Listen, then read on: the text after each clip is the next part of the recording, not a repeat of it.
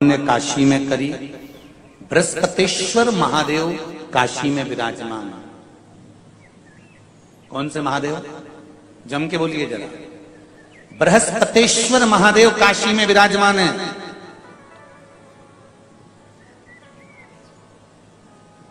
जो अंगूठी में पुखराज नहीं पहन सकते, जिनकी भाग्य रेखा उल्टी चल रही हो, बृहस्पति चमक ही नहीं रहा हो, जिस काम में हाथ डालते हैं वो काम पूरा ही नहीं होता हो, तो एक बार काशी जाना, बृहस्पतेश्वर महादेव का स्पर्श करना, उनका अभिषेक पूजन करना और उनका स्पर्श कर कर एक बेलपत्र ब्राह्मण देवता से मांग कर लेकर जाना कि इन बृहस्पतेश्वर महादेव से मुझे एक बेलपत्र दे दो। तुम्हें पुखराज पहना कि नहीं पहना, हीरा रतन माणिक पहना कि नहीं पहना, वो बेलपत्र इतना चमत्कार कर देगी कि जिंदगी में कभी संपदा की कमी आएगी नहीं। अगर बृहस्पति नहीं चमके तो बृहस्पतेश्वर महादेव, जहां पर बैठकर बृहस्पति भगवान ने शंकर भगवान की आराधना करी है, रोज गंगा जल जाना, गंगा जल लेकर आना, शिव जी की आराधना करना, एक शिवलिंग का निर्माण करा, उसकी आराधना में बृहस्पति भगवान डूब गए, उसकी आराधना में बृहस्पति महाराज निरंतर लगे रहे। और इतनी आराधना बृहस्पति महाराज ने करी, इतनी आराधना करी बृहस्पति महाराज ने कि शंकर भगवान सामने प्रकट हो गए। मांगो बृहस्पति, तुमको क्या चाहिए? कुछ नहीं, केवल आपका भजन। नाम रख दिया, तुम्हारा नाम बृहस्पति रहेगा। बृहस्पति भगवान का एक नाम बृहस्पति भी रख दिया और तुम साधारण नहीं रहोगे। तुमने मेरी आराधना करी है तो देवताओं के गुरु बनकर विराजमान होगे। अब अभी तक 2 भार इंद्र के पास में थे। बहुत ध्यान देकर समझना ये नवग्रह कथा को। 2 भार थे इंद्र के पास। इंद्र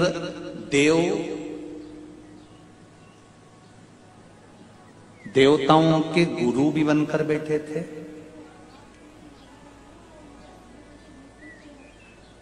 देवगुरु बृहस्पति की जगह पूर्व में इंद्र ही देवगुरु का पद संभाल रहा और देवराज का पद भी इंद्र के पास में था। कौन कौन से पद थे? जम के बोलो जरा। पहला पद देवराज इंद्र का, दूसरा पद देवगुरु, देवगुरु का पद भी इंद्र के पास में था और देवराज का पद भी इंद्र के पास में था। ये 2 पद जब होता है साधारण भाषा में, आप ले लीजिए, किसी के पास में अध्यक्ष का पद भी है, किसी के पास में और कहीं का पद भी है, 2-3 पद उसके पास में विराजमान है, तो उसके पास में 2-3 पद अगर विराजमान है तो फिर उससे अगर एक पद ले लिया जाता है तो उसको अहंकार आ जाता है, उसको गुस्सा आ जाता है कि बताओ अभी तक तो मुझे पूछा जा रहा था, अब तुम तो वो पद पे भी जान दो। जैसे तुम किसी कुर्सी पर बैठे हो, कथा सुन रहे हो और इतने में कोई रिश्तेदार बाहेती जी का आ गया और तुम बढ़िया आराम से बैठे थे और बैठे बैठे इतने में बाहेती परिवार से कोई आया और उसने तुमको उठाया, प्लीज थोड़ा सा, और तुम्हें उठाकर दूसरी जगह बिठा दिया और उन्होंने अपने वाले को कुर्सी पर बिठा दिया। अब बोलो, जो उठा, जिसको उठाया था उसका भगोने जैसा मुंडा हुआ कि नहीं हुआ? अरे बोलो तो। अपन दूर कथा नहीं जाते, कथा अपने ऊपर लेके चलो कि अपन कैसे समझें इस कथा को। बहुत अगर गहन तत्व की कथा सुनेंगे तो समझ में आएगी नहीं। यहाँ से सुनी, यहाँ से निकाल दी, बच्ची कुछ थी, ऊपर से निकल गई और मालूम पड़े थोड़ी देर बाद माताएं कुर्सी पे बैठी बैठी। अब फिर तो अपन तो अपने पर लेकर चलो ना, कि जैसे कोई आप कुर्सी पर बैठ गए और इतने में इनके रिश्तेदार कोई आए और आने पर उन्होंने कहा दिया तुम यहाँ से उठो, दूसरी जगह जाके बैठो। इतने में तुमको बुरा लग गया, बुरा लगा, मुंह भगोने जैसा हो गया, गुस्सा आ गया। उसी तरह इंद्र के पास में 2 सत्ता थी, एक देवराज इंद्र थे और दूसरे गुरु का पद भी इंद्र के पास में था। देवताओं के गुरु बनकर इंद्र घूम रहे थे, पर अब उल्टा हो गया। शंकर भगवान ने बृहस्पति महाराज को देवगुरु बना दिया।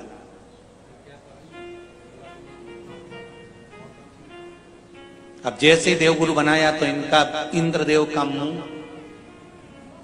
अरे बोलो तो तुम, भगोने सा हो गया। कुर्सी उतरी कि मुंह भगोड़ा उड़ा, भगोने जैसा हो गया तो गुस्सा तो गुस्सा। इतने में इंद्र ने, बृहस्पति महाराज देवगुरु बन गए, इंद्र सिंहासन पर बैठे थे, अप्सराओं का नृत्य देख रहे थे। वहीं से देवगुरु बृहस्पति का आगमन हुआ। बृहस्पति महाराज जैसे ही आए तो इंद्र तो सिंहासन पर बैठकर पूरा अप्सराओं का नृत्य देख रहे थे। उनको देवगुरु बृहस्पति से मतलब ही नहीं था।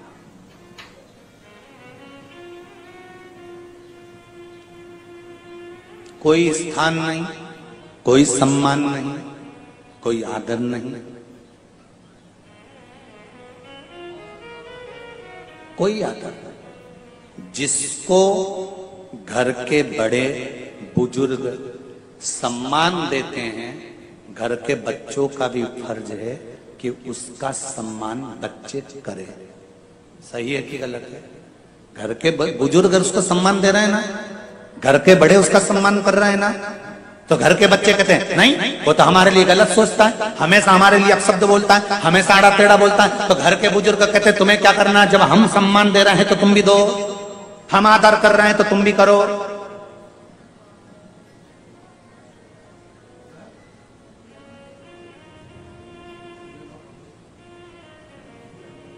पर नहीं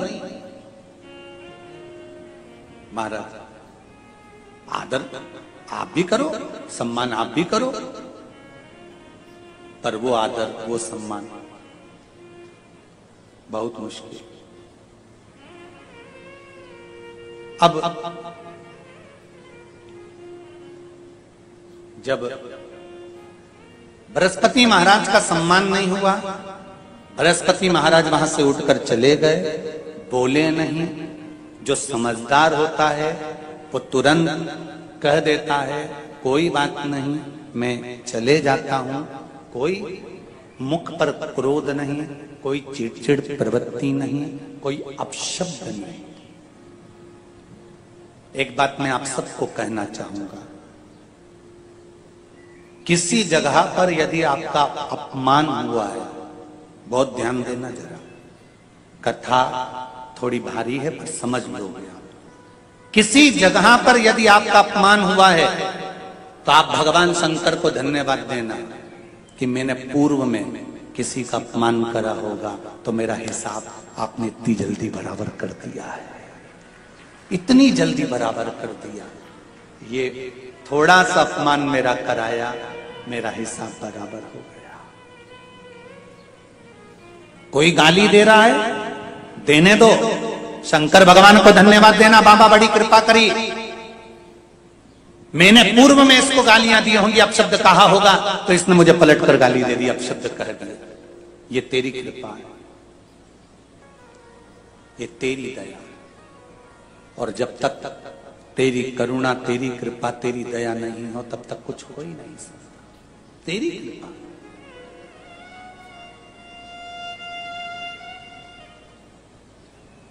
भगवान से कहो, हे देवाधिदेव महादेव, मैं ये नहीं कहता कि मुझे रोने मत देना,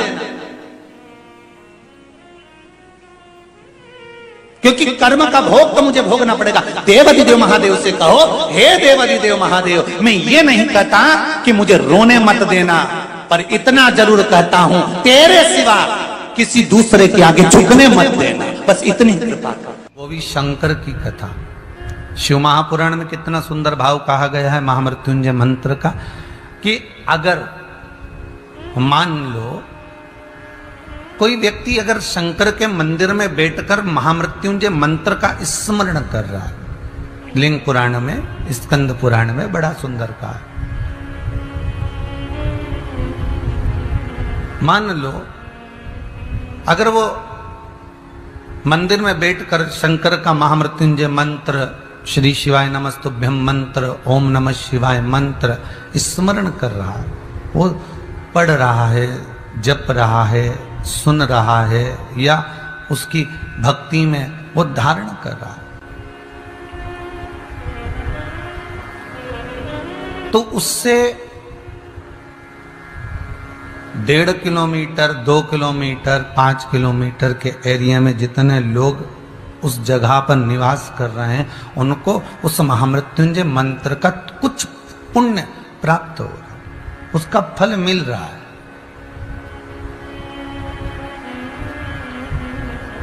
ये उसी तरह है जैसे घट की जिह्वा से मंत्र जपा जाए तो मन को शीतलता मिलती है।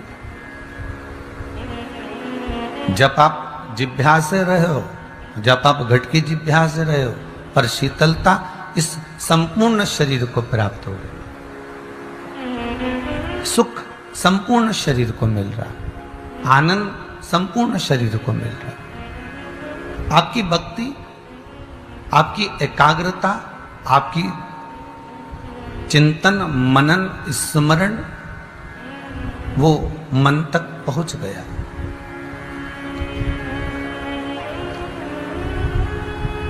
सिन्हा परिवार बहुत बहुत साधुवाद का पात्र है।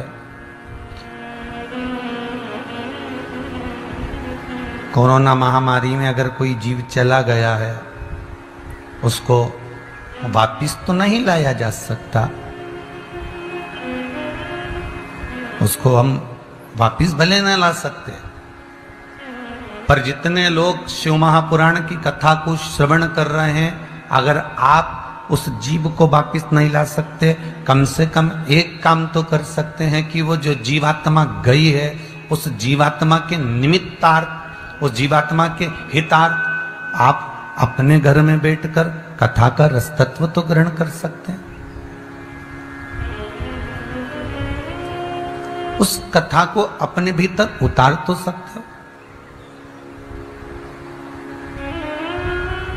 आपके क्षेत्र में अगर कोई चला भी गया और आपका वॉल्यूम टीवी का थोड़ा तेज है और वो शिव महापुराण की कथा का एक एक शब्द उस क्षेत्र में अगर भ्रमण कर रहा है, आपको पहले भी कहा था, सिंह अगर धाड़ता है, शेर पास में आएगा वो एक अलग बात है, पर सिंह की जो गर्जना होती है, शेर जब धाड़ता है, उसकी जो गर्जना होती है, उससे कई क्षेत्र के जीव छोटे छोटे जो होते हैं वो भाग जाते हैं, वो चले जाते हैं, वो दौड़ जाते हैं।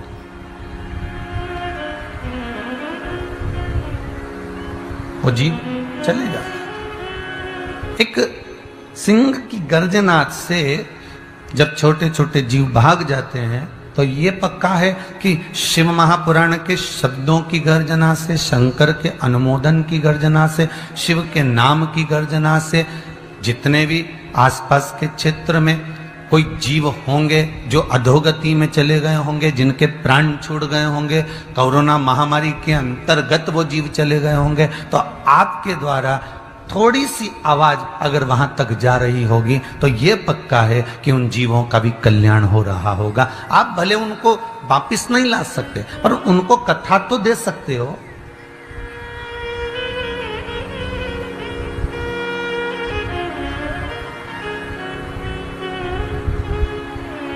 हिंदू धर्म में किसी के मरने के बाद पंचअग्नि का दान दिया जाता है, पंच समिधा का दान दिया जाता है। आप लोगों को ध्यान में होगा कि जब किसी का अंतिम संस्कार करते थे, तो अंतिम संस्कार कर कर जब हम अंतिम क्रिया पूर्ण कर देते थे, एक कलश में, कपाल क्रिया, एक कलश में घी भरकर बांस में बांधकर उसके मस्तक को जब वो पक जाता था, उसमें घी को उंडेल कर उस बांस को फेंक दिया जाता था। उसके बाद परिवार के जितने सदस्य होते थे या जो लोग अंतिम संस्कार में आते थे, वो पांच लकड़ी, 7 लकड़ी का टुकड़ा, 5 कंडे का टुकड़ा या 5 संविधा उस चिता में डाल देते थे, जिससे पंच अश्वमेध यज्ञ का पुण्य मिल जाता था।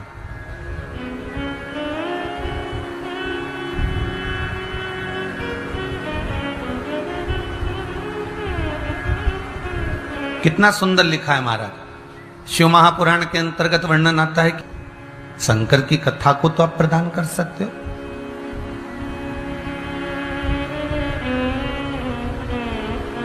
सिन्हा परिवार आज अगर इस कथा को करवा रहा है तो जिस जीवात्मा के लिए करवा रहा है, जिस जीवात्मा को श्रवण करवा रहा है, आप भले कुछ नहीं दे पाए, कई कई जीवात्मा तो ऐसी रही साहब कोरोना महामारी में कि कोई भूखा ही चले गया, कोई मिलने के लिए ही तरसता रहा, कोई एक जरा सा इंतजार कर कर कर चला गया, कोई को कुछ चाहिए था और वो मिल नहीं पाया, वो बहुत अभिलाषाएं लेकर चला गया, उसकी इच्छाएं बहुत थी, और रहना चाहता था और जीना चाहता था, पर चले गए। तो ये अब हम उसको लाकर तो नहीं दे सकते।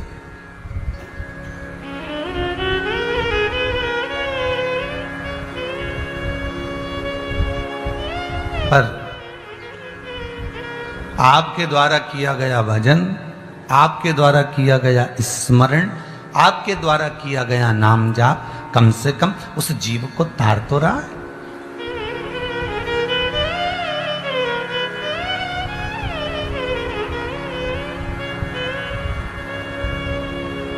कई लोग कहते हैं कि ये मीडिया गलत है, कोई कहता है ये व्हाट्सएप गलत है, पर हम कहते हैं कि आज के समय में जिसके घर में तुम इस कोरोना महामारी के अंतर्गत नहीं जा सकते थे, ईमानदारी से बोलना, ये मोबाइल, ये मीडिया, ये व्हाट्सएप काम आया कि नहीं आया? उपयोग करो, सही तो सही भी है। और आप में से ना जाने कितने लोग हैं जो प्रतिदिन इस शंकर की कथा की लिंक को, इस शंकर की कथा को, इस शंकर की कथा के छोटे छोटे उपाय को, इस शंकर के छोटे छोटे चरित्र को, आप में से ना जाने कितने लोग हैं जो प्रतिदिन सुबह उठते हैं और शंकर की कथा का दान करते हैं। शिव कथा को दान देना। चंचुला देवी का पति शांत हो गया, प्रेत योनि में चला गया, और जगदम्बा क्या करेंगे कि शिव महापुराण की कथा करा। जगदम्बा ने क्या करा कि चंचुला देवी के पति की मुक्ति आर उन्होंने कहा कि इसको शिव कथा सुनाना। तो पहुंची चंचुला देवी। चंचुला देवी जब पहुंची और चंचुला देवी ने जाकर जैसे ही वहां तुमरुका जी के सम्मुख में पहुंची और तुमरुका जी से कहा कि आप मेरे पति की मुक्ति के लिए, मोक्ष के लिए, उसकी प्रेत योनि से छूटने के लिए आप शिव महापुराण की कथा कर दीजिए। तो